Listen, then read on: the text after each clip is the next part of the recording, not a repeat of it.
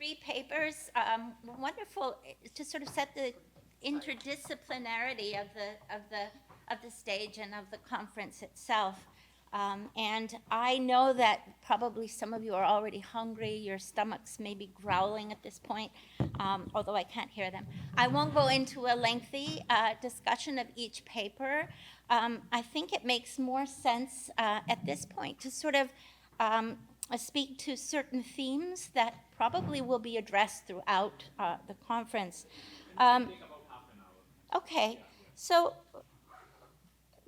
climate change is, as we know, a global phenomenon, and Iftikhar has already clearly delineated why the focus today on South Asia, as someone works on Southeast Asia too, these questions are concerning, particularly since the 1950s, the sort of skyrocketing of global warming. The Earth's been warming at a frightening rate, but it's been warming for a long time. For the past few decades, though, the warming is expected certainly to continue into the 21st century. I think that the question of the global phenomenon is one that comes across in terms of the kinds of ways in which the papers today mobilize ideas about South Asia. I think it would be really interesting, for example, for perhaps Mona and Emily at some point to address China's role being on the margins, looking to Nepal and languages that are coming out of Chinese approaches to strategically trying to harness global warming politically. So I would be really interested in looking at the Hindu far right, who creates it, how it's created, the discourse of that, but then how that might interact with Chinese discourses as well. So the whole topic, the next monsoon, climate change and contemporary cultural production in South Asia, suggests this reading in which we look to the past for the patterning of the present, but really exploring the production of discourses for the future, right? We need to think in terms of a kind of production of language, which Nancy Florida, who works on Southeast Asian ideas of this kind, suggests as a sort of language of prophecy. So I'm interested in language. So from apple trees to ammonites, invisible rivers to termite mounds, all your papers, from the multiple margins to the middles, confront monsoons, climate change, and the important differences in very compelling ways. So I will just raise four broad ways in which to think about these papers, richly imbricated papers. So one, of course, is temporality. It's something I'm working with right now. Academic writing in particular. How do we write the temporal? These three papers address it in very different ways. Language. We're looking at far right, the Hindu right language manipulation, but also Emily explores these techno-legal ways of writing, the richness of local types of rituals in their writing and local texts. So the connection between temporality and language is one that I would love to explore more. Invisibility and visibility. And with that, the kind of local, global ways in which interactions occur. The Saraswati River is one key point, I think, of Anne Feldhaus as a geographer who has worked with rivers in particularly South Asia. And rivers are disappearing all the time. Parts of rivers appear, they disappear. They're the logic and language of rivers is very rich. And it makes me turn to a Southeast Asianist, Leonard Andaya, who addresses this issue of water.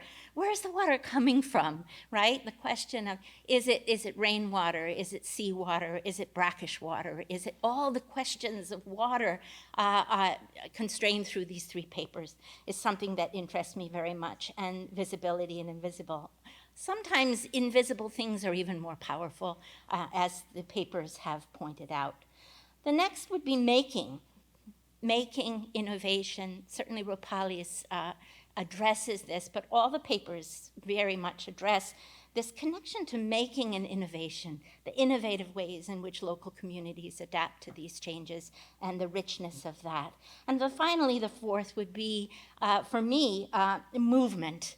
I am currently working on a project and exploring locomotion, movement.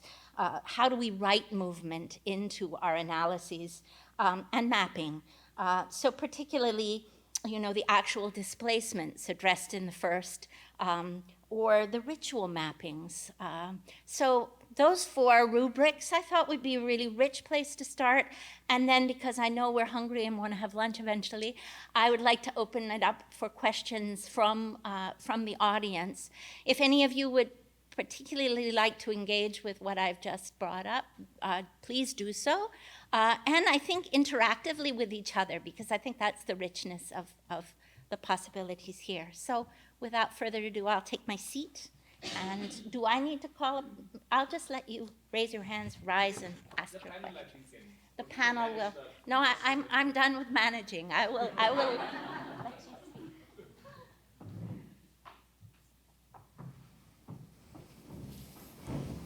I guess I'll take a quick stab at this question of China. So, like India, China is also very much, trying to raise its profile on the global stage through its climate change action. So it's interesting because ecological civilization is kind of the key term through which it does that, and that's also very much based on these highly selective readings of Taoism and Confucianism, right? And so Xi Jinping is making this claim that Chinese civilization is also, uniquely has these qualities to be able to address climate change. And it's a real shift from, the sort of high communist, high socialist period when Confucianism was an old to be kind of rid of, and now it's very much being revived in a sort of project that's at the same time still very techno-modernist, right? Believes in technology as the solution. So. Yeah, I'm sorry. I can add to that real quickly. Thanks. That's really useful. I'm going to dig into that literature just to find comparisons. I do want to say though, I think what's perhaps India's edge over China in the global discourse, and also in terms of how visible India is with climate diplomacy efforts, ongoing efforts, is because India brands itself also as a mother of democracy, right? So it's not just the mother of climate wisdom. That's just not their term. I'm using that framework, but really also as a mother of democracy, and therefore this focus on participatory methods to think through indigeneity, right? Think through indigenous knowledge systems, and think through ways to weave that indigenous knowledge with policy interventions. And I think that's where, and it actually makes that claim against China. I mean, the US doesn't even figure because the US right wing is just nowhere to be seen. But China, as you rightly claim, is taking that claim. But I think because India is seen as a democracy and it packages its own democracy as an indigenous form of governance, it really helps them get that edge. That's the other arena we haven't quite dipped into fully. But all these initiatives that Modi is taking with one grid, one sun, one world, the idea is, right, that it's inclusive, it's friendly, it's the affect of democracy, the performance of it on the global stage that actually does make it strikingly different. But yeah, nonetheless, very interesting. Thank you. I'll probably just pick up on your question of language. And I think that is very, very important because it also frames the arguments that we make, right? Like the language becomes the vehicle for framing the argument.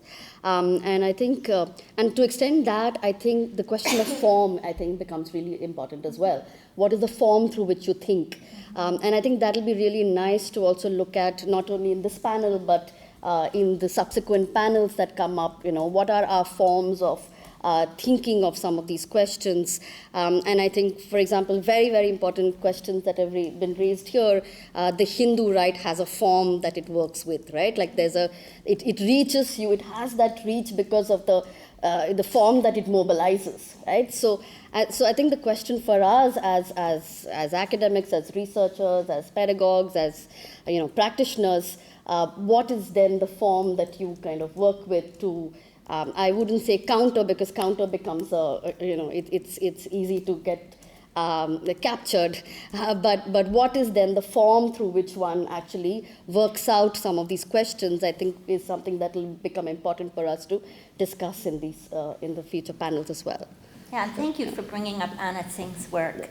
I think her work on the Marathas in Kalimantan, and particularly her book Friction, which you're drawing from, is so rich in terms of thinking about precarity and the issue of precarity. So thank you for that.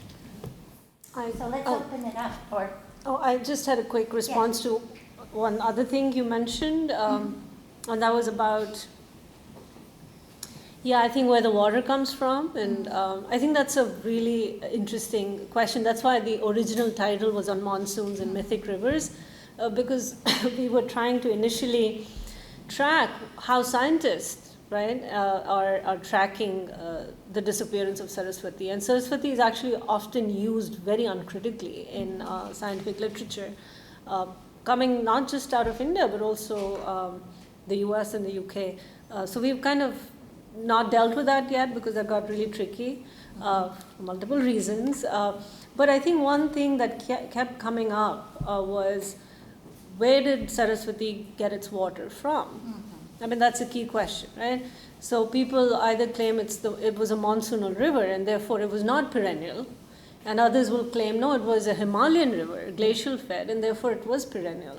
And I think that question about its perennial nature or not is very much tied to its vital force as a repository of Hindu civilization. But this question of where the water is coming from, I think it's just such a fascinating question and cannot be taken for granted. I mean, the fact that there is no water, nobody's pointing to the visible fact is there's no water, but the invisible force is there was water, and where was it coming from decides almost the destiny, the history and the destiny of the Hindu nation. Yeah, but great question, thank you. Lots of hands. Should I? You think your hand went first? I'm Sonal. Hi. So a couple of questions. One for Rupali and one for the group. Could you stand? Could you speak so all can hear? Of course. I have a question for Rupali and for the group. And the question for Rupali is, it struck me that the kinds of aesthetic and political sensibilities, modalities, impulses that you're describing across the range of projects in which you're seeing, for example, scattering or movement, are quite different. And it struck me in particular, if you think about the vegetal goddesses by comparison to projects of Anga, the Desire Enriching Collective, Rocks, and so on, that these are perhaps on the surface very similar projects, but that in terms of their understanding of ritual, procession, assembly, I'm thinking about Heart and Negri, I'm thinking about problems of religion and secularity, that these are actually quite different systems of belief and action that are being mobilized, and I was wondering if you could speak to that. The other question I had can we speak about art world actions as not identical but equivalent or comparable to some of the other practices that you're describing?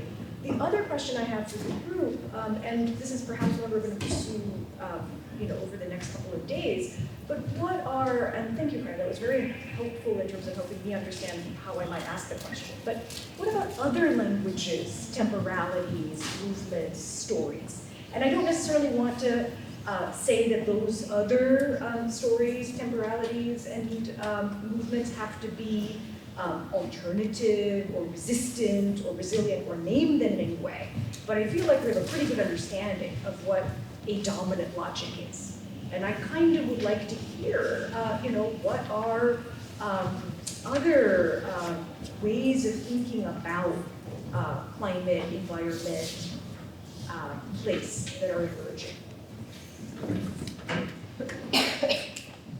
Okay, I'm gonna because this was a question, and I knew this would come up because one on the one hand, one is talking about, you know, all kinds of ways in which people live lives, and then there are artistic practices, right?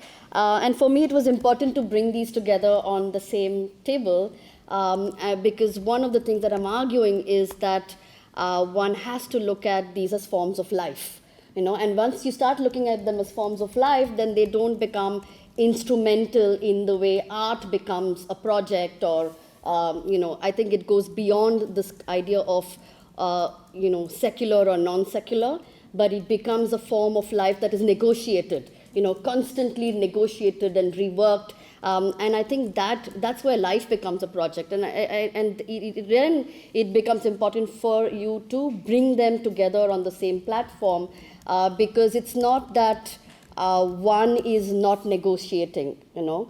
These forms of life that we're talking about are also constantly negotiating.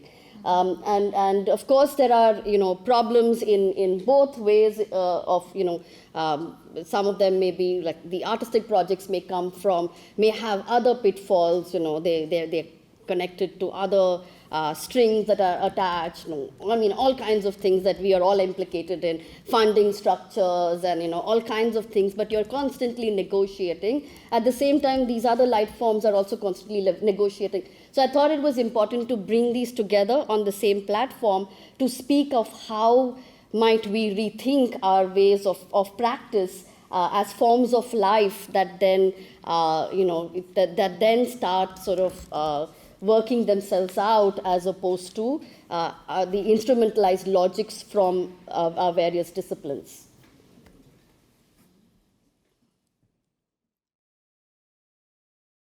I think if I got the question right, so what are other stories that unsettle the dominant narrative, whatever that might be, in a given context, I guess.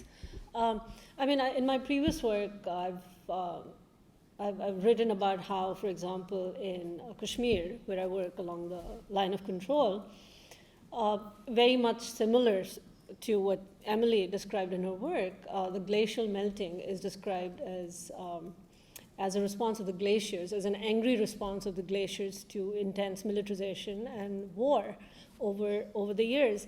But one thing interesting that struck me was also very much resonated with Emily's work.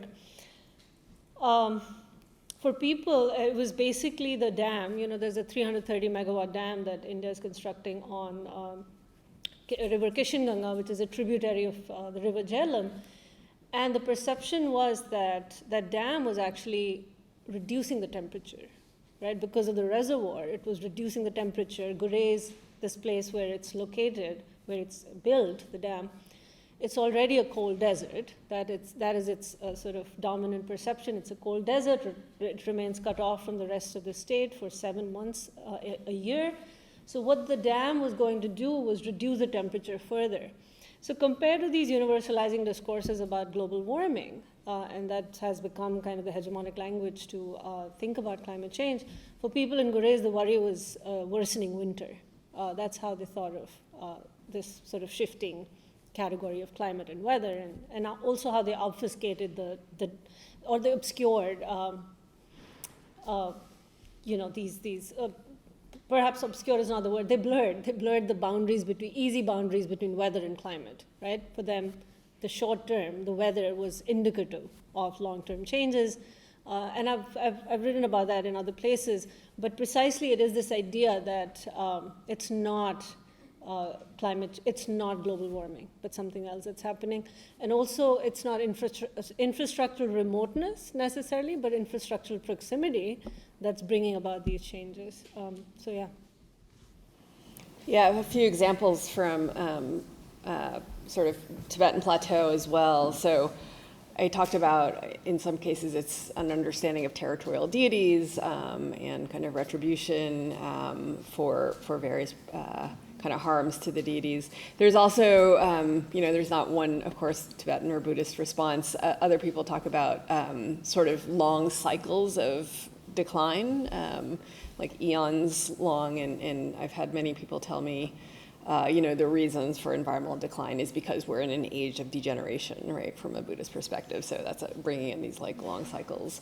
Other people emphasize kind of harm to sacred mountains, making analogies with Tibetan medicine to mortal wounds, to kind of vital organs. When mining happens there. I mean, it gets really interesting too with kind of some of the disjunctures between local ontologies and my own sensibilities of social justice. So, for example, I have been in conversation with people on the Tibetan plateau who say, well, it's about collective karma, right? That's what causes people to suffer, and I was arguing like, well, what did these small island states ever do for climate change? And there's again this effort to mobilize an idea like, well, it was some sort of collective karma that led to this. Or on another borderland in the Himalayas, people really thought about Glacier Lake outburst floods, which were damaging their monastery as a result of community tensions, right? Kind of conflicts within the communities.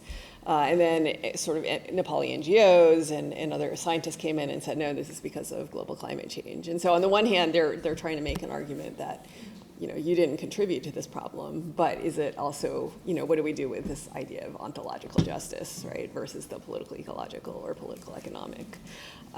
So yeah, there's lots of kind of non-hegemonic stories that also that are hard to grapple with, I find. Oh, thank you. I thought this was just a fabulous panel, and it goes to the heart of the question, I think, of the conference, right? What does thinking from the global south, South Asia, help us understand about climate change? And then when we come to Mona and Radhika's paper, it seemed like we get deflated on day one, right? Because of this appropriation of a lot of these ways of thinking from the south in terms of discourses of the decolonial and anti-colonial, to being appropriated by the Hindu right. So in that, I was thinking about what is it, the key concepts that I heard from each of the papers. So I think in Emily's, it was mobility that really stuck out for me. For Rupali, it was impermanence, right? And so that's why I was thinking that maybe the crisis of this Hindutva appropriation of decolonial discourse, which is a crisis of the academy right now, right? That perhaps the way to think about it is not just localization versus universalization, local versus universal narratives, because Hindutva's climate thinking seems to me about some kind of abstract spiritual philosophy. It's not about practice, right? So any nativist project of return is premised on identity and culture as fixed and permanent. So they're not thinking with real rivers, but mythic rivers. Hence, these rivers have to be perennial. Right? Not real places of worship, but abstract legends of place. So the local as immutable and abstract is what they really need to kind of recover. So perhaps then what we're seeing in these other ways of thinking is that the local as lived, as experiential, that is giving us all these other imaginations, right, of how to think climate change as not some huge rupture happening in the now, but not a return to some non-climate change history, but this kind of adaptation, emphasis on impermanence. So there's something else, I think, happening there. And I'm thinking of this as an existential question for all of us that are producing knowledge in this world today. So this is more a comment, and in terms of, is it local, universal, or something else?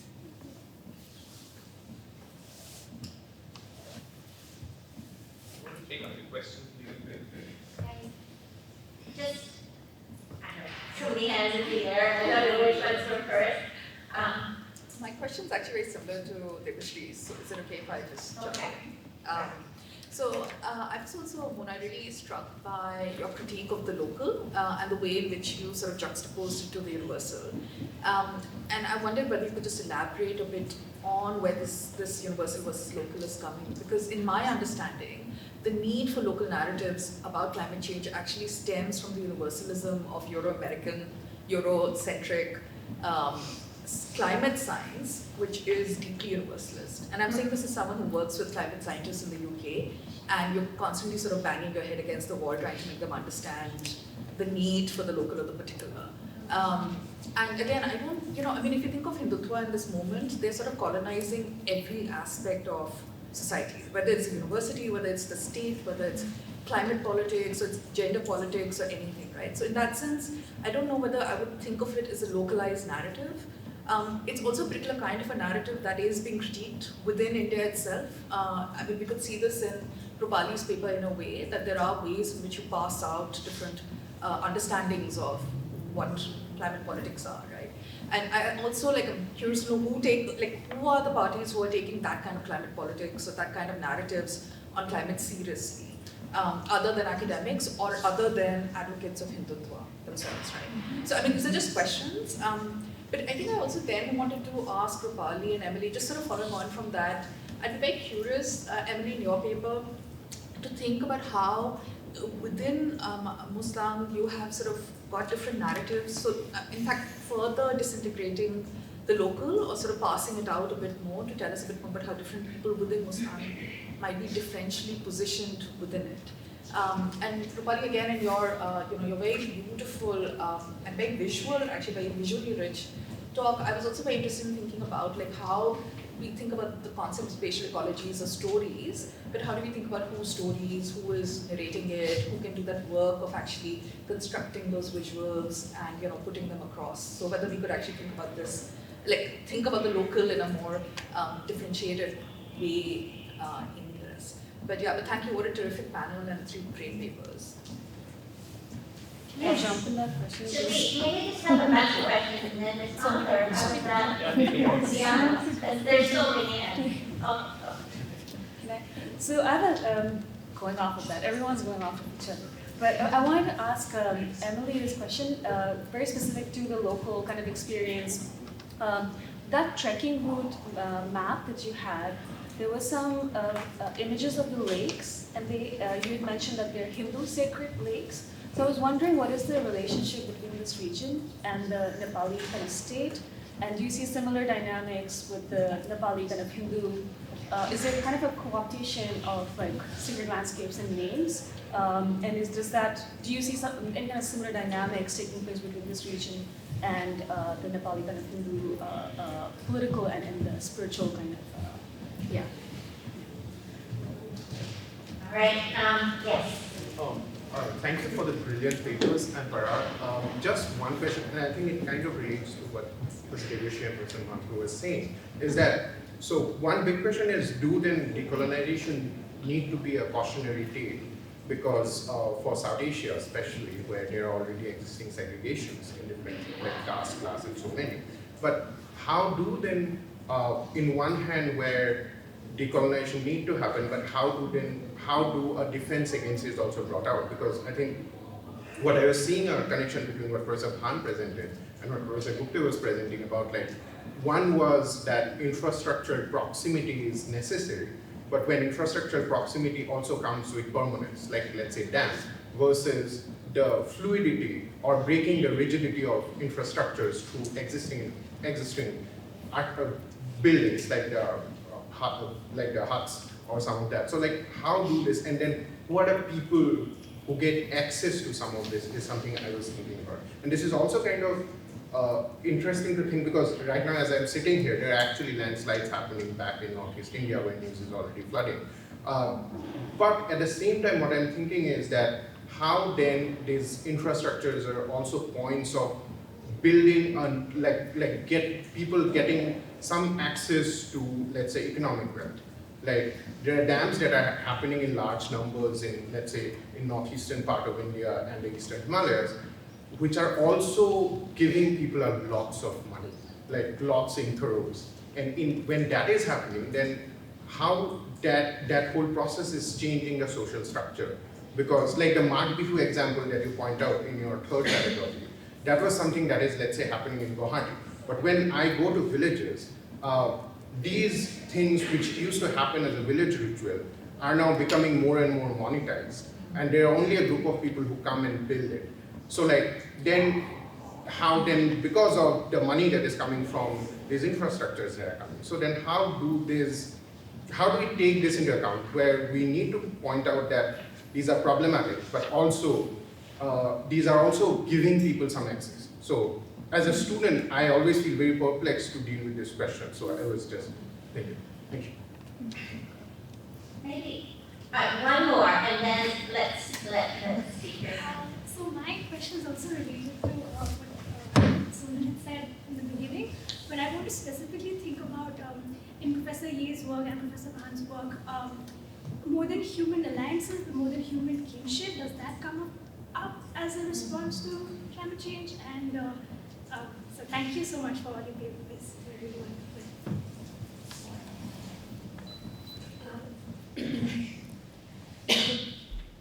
Okay, there's so much. Thank you. And this is still work in progress, so these comments and questions are super helpful. This thing about, I completely agree with you. What is at stake is not simply a distinction between the local and the universal. But I think at the same time, while that's true, I also think the very concept or the very definition of what universal is up for grabs, right? I don't think it's just the domain of climate scientists who stake a claim in that universality. I think we have to take seriously claims of the Hindu right to a certain kind of universality. So this idea, as I said in my other work, I'm talking about Hindu exceptionalism, right? Which is this basically an idea we're all Hindus. There's a claim to universality in the Hindu right, in that ethical claim to plurality and inclusion. That is its own kind of universality, very much rooted, I feel, in its imperial ambitions, right? Whether or not they'll materialize, I mean, that's a secondary question, but there is certainly a bid within the human right, within the Hindu right, to claim that universality. And because the very idea of what the universal is constantly shifting, I don't think we can just limit it to the global West anymore. And I think we're losing something there. There is something called third world imperialism, that's clearly visible and is forced onto peripheral areas in India and beyond. So I don't think we need to be stuck with this idea that the West is what the universal is, and all of that. But because there's this changing valence to the idea of universality, I think the local also changes in accordance with that, right? It's a relationship. And more importantly for me, why it's still local is because of how it gets coded as local in the global language, in the global discourse on climate change. How much patience do we have? It's like talk about diversity in a university context. For some reason, it's a strange example, but it's this idea of what is diversity. For a university, it's any brown, black person is diverse. That's a very convenient way to think about inclusion. And I think that's what happens when local gets coded in certain ways that's not attentive to politics, that's not attentive to India's claims or China's claims to be imperial, right? So again, but it's very useful for us to think about the local and the universal, not in abstract, through abstract categorizations, but precisely through these ways that you mentioned. Is decolonization a cautionary tale? I think yes, absolutely. In fact, that paper that is coming out in American Anthropologist is really just delving in that question. How decolonization has been completely co-opted by the Hindu right, and they do an exceptional job of framing decolonization as the much needed intervention that the Hindu right needs to make in order to claim our history, our heritage from Western secular models of inclusion and plurality. So absolutely a very cautionary tale, which basically leads to the question, right, of how do we even think about ontological politics in this time and age, and is there a way to think about it as already inclusive, as already celebratory, as already empowering or emancipatory, without paying close attention to, as I said, as the paper argues, the politics of it. And oftentimes I think this turn to cosmopolitics, because it's so empowering, because it's refreshing, it sounds great, we love the non-humans and more than humans, it just is a little scary how easily it is co-opted and how easily it is co-optable by certain forces. There was something else. Yes, more than human kinship. Again, it comes in beautiful ways in other places. Like, for example, the wooden house in Gurez, right, is seen as not just a house. It's wood which gives warmth. It creates kinship. It creates community, unlike concrete, which does not, right?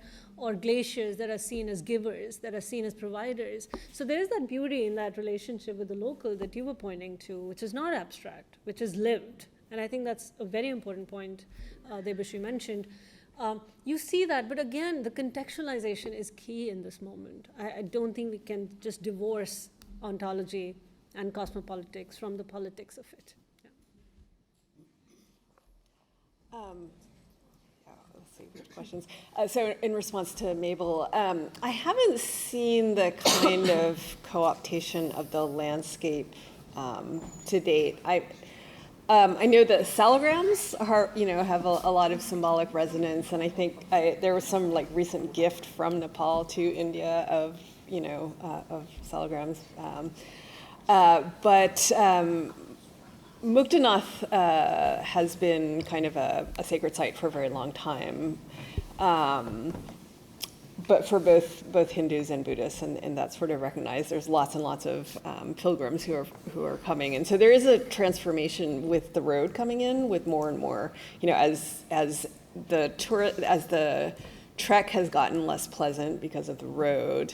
There's fewer foreign tourists, and so there's actually quite a lot more pilgrims from India and also from other parts of Nepal who are coming. But I haven't kind of seen the kind of co-optation you're talking about. There was a question about the further disintegration of Mustang. If I understood it correctly, part of so most of my work is in Tibet, and this was actually the first time I've gone to Mustang. I was just really struck by the outmigration. There's so much outmigration. Every family seems to have some family member kind of living in Paris or New York. And Sienna Craig is an anthropologist who's written about this recently, about how people in New York and Queens who are still trying to maintain ties, but also some of the generational gaps that have emerged as a result. So there's lots of actually lowland, Nepalis from the lower areas all over Nepal actually kind of moving in to do a lot of the labor because a lot of Mustangis are moving out. And so what's really interesting to me is that in that context, climate change, which is this really disruptive in so many ways, is also, in strange ways, a way for these two communities to try to stay together by, calling local people who have out-migrated back to constitute a place, even as this other process is also happening of people moving abroad. And then in terms of more than human kinship, the people I've encountered don't think about more than human beings as kin so much as just potential humans and vice versa, right? Because of this idea that you could be reborn as in any of the realms. You could be a fly or a mosquito, and they could be you in the next life, and so on. So not quite kinship, but certainly a close connection in that potential. On the other hand, despite that, people are still very upset with, of course, with snow leopards and wolves who predate on their livestock. So, they would hurt them if they could, if they were allowed to. Okay, so I'm just going to answer that question. I think that was a great question of thinking of parsing the local, right? Like, how do you look at the local in differentiated ways? And I think that's really important, and that's where looking closely is an important sort of way of entering the field, not in romanticized ways, but looking at things for what they are. So really kind of paying close attention to caste, gender, the politics of invisibilized labors in these cases. So I think telling the story closely is important. But I think also what becomes important for disciplines like architecture is to reverse the gaze. You know, because a lot of these come from, the discipline itself comes from modern logics. And then what you land up doing is that you start looking at habitation as projects, where you need to save people, where people don't want to be saved often, you know, or saving people becomes more problematic, right? So which is where this question of really looking at what are the logics of inhabitation become important, and that's where you start looking at where do you embed yourself as an artist, as an architect within a larger ecology, as opposed to, you know, working from a kind of instrumentalized place. So I think that's where it becomes important for how do you see and where do you see from. So yeah, two kind of parts to your answer. Could I just add to that? I think what your work displays so beautifully is that impermanence is really durability. Yeah. Precisely because local communities need to remember how to make these things. And so there is, that is something to remember as well. I think that's key. And just one other comment I wanted to make. Before I was told we have time to open another round of questions. But let's keep it brief. Let's keep the second round. You will only have one sentence. I just wanted to say one thing that I thought was very important, and that was in Emily's paper, your conclusion about so many of the endeavors, in the local endeavors, are about community. And as is true of what you presented as well, these are thinking not of the self as one isolable entity, but thinking of a community. And you asked this wonderful question that I'm battling with too, is how as an academic do you support these village strategies of collectivity, and yet at the same time complicate them in the interest of climate justice. I think that's part of that entanglement of the local and the global that is so key and so difficult to incorporate. So I just want to say that. But instead of responding to me, I want to open it up. Quick questions. Yes. Let's just sweep quickly from your side to the other. Yeah. Yes, hi, very quickly. I'm going to hold off asking Rupali because I think echoes of your presentation will appear later. So just in terms of time, okay. So for Mona, I have kind of not a question, but more like an offer and then a question for Emily. For Mona, about in the early 90s, when they left, all of us on the left in America, right after Bobby Masjids was going to get a huge conference in Chicago. So the Saraswati was somewhere else at that point. I have to just tell you, the Saraswati was in the Gangetic place, okay? And there was, similarly, I remember this sort of crazy, I shouldn't say crazy, from a humanist point of view, engineer again offered his opinion on how to find Saraswati, and this was the obsession. I mean, this was a conference on the left getting together, but there was this presentation. So in a way, just a long history of doing this. That was right after Advani's Rath Yatra, Babi Masjid, and so there was a kind of, I would say, one of the first intimations of this in the academic forum. So there was that. In Emily's question, I've been wanting to ask this, and then Rupali's presentation turned it in a different direction. I was curious about the presentation, the way in which the Mustang folks, at least part of them, were being displaced or rather resettled into a space that had been previously flooded 100 years ago by the glacier. And I thought, wow, that is amazing. That's like a Rupali project, right? I mean, in a way that they're using the boulders to redo them. So I was curious about the use of time, because there is a way in which you asked us to look at the river, and I could not actually see a river. Sorry. I come from places where I actually have to see a river, flowing water. Not like mud that will then look like frozen ice. I'm not sure. I thought, oh, I guess that's a river then. Okay. But because there were these tiny canals where people were washing. So I was actually curious how to read a river, because some of us don't know how to read rivers in high altitudes, I can assure you. I mean, I absolutely have no idea. I thought, oh, okay. So it's like, that is a river. Okay, so in a way, the notion of what constitutes a river, I mean, then there's a water. And I was wondering, like, who would want to get resettled in a space that has been previously flooded with boulders? So what chances are your apple trees would have? I mean, if there were more boulders coming down. I mean, they're gorgeous boulders. So why did why does sculptor not decide to leave that as an art object? I thought it looked so stunning as it was right there. So why dynamite them? And I was like, this is so crazy, this whole modernist project. So anyway, so can we, is there a way of talking about that? You don't even have to answer this question. That was a little long, but very important and compelling. So let's keep them shorter now. And let's just move right across here like that. So who's next? Okay. So I just want to take up what Rupali, thank you. Can I say thank you, fantastic panel, what a great start.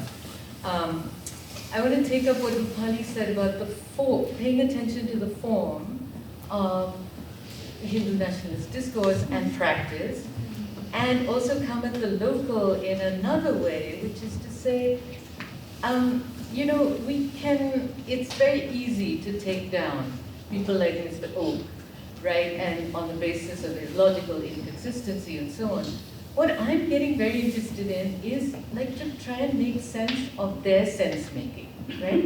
Which is to say, what is that form, for instance, where epistemology, etymology becomes so somehow potent, right? Where, someone will make the argument that Guatemala was inhabited by Buddhists because it's Gautam Ale, or whatever, that kind of thing. And it's very, when you hear sadhus speak, there's a lot of that goes on. So just to ask you, so that's another kind of skill that we have as humanists, is to kind of unpack the traditions that this kind of thinking is coming from. So do you have anything to say about that? I completely agree. That's why we've spent hours with Nilesh Oak over the last few months, precisely, and not to look down upon. I don't think that's as an anthropologist. I'm not saying I don't have my take on Nilesh Oak or, people who belong to that category of thinkers, if you will, but. But this is to say, I completely agree with you. We're trying to make sense of how they come to this logic. And again, the very idea that it needs to be logical is also, it comes from a very particular, tradition of epistemology and science and Western rationalism. If you kind of take it at its face value, it works. It's potent. It's potent precisely because it works through categories that resonate with people. These are religious categories. The Vedic timeline, for example, and the seamless ways in which it is mapped onto historic timelines, it's fascinating, right? And that's why I feel to reject it as local it's kind of a premature response to it.